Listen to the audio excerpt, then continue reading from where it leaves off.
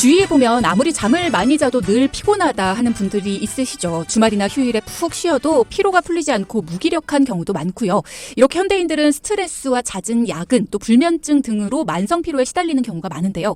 통계청에 따르면 성인 10명 가운데 8명은 만성 피로를 느끼는 것으로 나타났다고 합니다. 무엇보다도 만성 피로가 지속되면 체력과 집중력이 떨어지면서 일상생활이 힘들어지고요. 심할 경우에는 다른 질환으로 이어질 수도 있다고 하죠.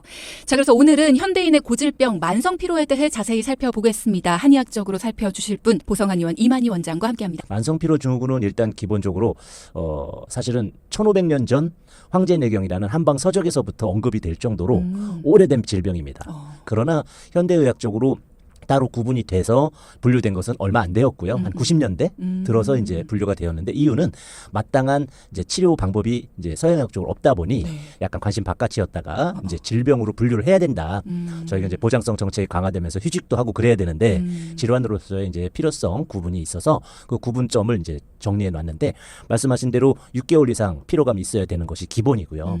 또는 잠을 자고 나면 좀 개선이 되잖아요. 그렇죠. 그런 것이 없습니다. 자도 전혀 개선이 없다. 이런 두 가지 측면이 또 있어야 되고 세 번째는 활동을 하면 점점 심해집니다. 노동을 많이 해서 심해지는 게 아니고 그냥 조금 움직여도 조금만 움직이기 시작해도 이제 피로감이 이제 가중되죠. 이런 세 가지가 기본. 여기다가 플러스로 병이 있어야 되는데 이제 집중력이라든지 저희가 활동할 때 어떤 그런 능률이 50% 이상 감소돼야 됩니다.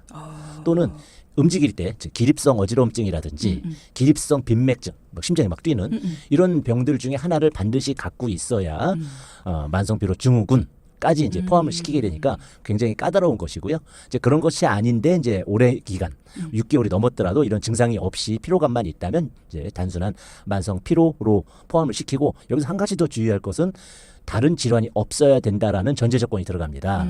뭐 당뇨라든지 여러 가지 질환들이 또 있거든요. 그런 질환에 의한 만성 피로는 증후군으로 집어넣지는 않고 따라오는 병증이기 때문에 질병을 치료함으로써 개선시킬 수 있다 이렇게 보는 거죠. 만성 피로와 피로를 구분하는 것도 필요할 것 같아요. 그건 단순히 기간으로 구분하는 건가요? 그렇다고 볼 수 있고 회복력에서도 차이점이 있습니다.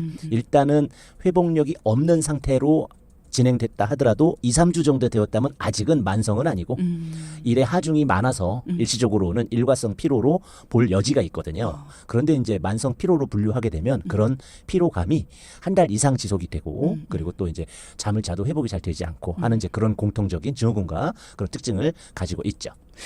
자, 나도 역시 만성 피로를 겪고 있다 하시는 분들은 굉장히 많으실 거예요.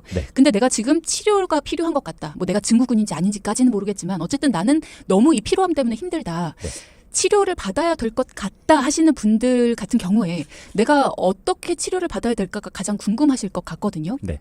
일단은 치료가 필요하다 아니다의 기준점은 어디로 봐야 될까요? 기본적으로는 의사들이 진단을 하는 것이 제일 정확합니다만 왜냐하면 저희가 피로의 단계를 1단계부터 10단계까지 구분을 합니다. 그 중에 4단계 이상이 되면 치료가 필요하다 이렇게 얘기를 하고요. 그렇다면 1, 2, 3단계는 어느 정도의 피로를 말하느냐 하면 아까 말씀드린 대로 한 달을 넘지 않았고 그리고 잠을 좀 푹 자면 하루 이틀 그냥 12시간씩 막 자면 좀 나아지고 운동 좀 하면 컨디션 나아지고 이런 부분이 있다면 개선의 여지가 있는 거죠. 이런 것들이 대부분 3단계까지이고 스스로 회복이 되지 않는다든지 피로의 정도가 한 달을 넘어간다든지 또는 움직이면 움직일수록 더 힘들어진다든지 좀 운동을 할래야 할 수가 없는 상황이 된다면 스스로 회복하기 어렵기 때문에 만성 피로로 이제 구분을 해놓고 그렇게 치료를 합니다. 저는 피곤함이 심해질 때마다 겨드랑이 쪽이 많이 아픕니다. 왜 그럴까요? 보통 겨드랑이의 통증 같은 경우 방향성이 좀 있는데요. 이제 왼쪽 겨드랑이 쪽에만 집중되고 겨드랑이보다 약간 흉곽 쪽에 있다면 심장 쪽 통증일 확률이 있습니다. 그리고 또 호흡과 연동해서 아픈 경우는 폐의 문제일 수도 있고요. 이 두 가지가 아니라면 임파선의 문제일 수 있습니다. 겨드랑이 쪽에도 임파선이 굉장히 많거든요. 임파선이라는 것은 임파성 백혈구가 흐르는 림프액이 흐르는 기관인데 림프액은 그 혈장 단백질 속에 임파성 백혈구를 보호하고 있어요. 얘들이 무슨 일을 하느냐? 음식과 호흡으로 폐와 혈액에 들어온 세균, 바이러스, 뭐 암세포, 염증 등등 많겠죠.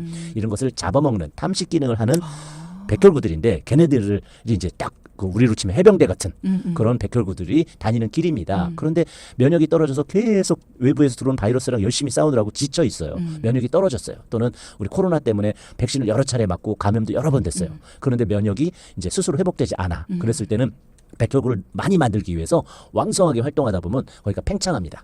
그랬을 때 이제 겨드랑이 쪽 임파선에 통증을 유발하거나 부풀어 오를 수도 있죠. 붓는 분들도 굉장히 많으시더라고요. 면역력 떨어졌을 때. 맞습니다. 그럼 그런 경우에는 본인이 이렇게 좀 주물러주면 괜찮아요? 아니면 치료가 필요한가요? 이 림프 마사지라고 해서 가볍게 주물러 준다든지 이제 따뜻하게 한다든지 하는 방법을 하는 것도 나름 방법입니다만 잘못 만졌을 때는 그 부어 있는 부분이 결절 상태가 되면서 임파선 그 염증으로 오는 수가 있습니다. 그럴 때는 고열이 발생하기 때문에 만져서 덧나는 것보다는 이제 림파선의 흐름과 면역 기능이 상승될 수 있는 한약을 복용하시거나 휴식을 취하시거나 잠을 푹 주무심으로써 가라앉히는 것이 더 좋죠.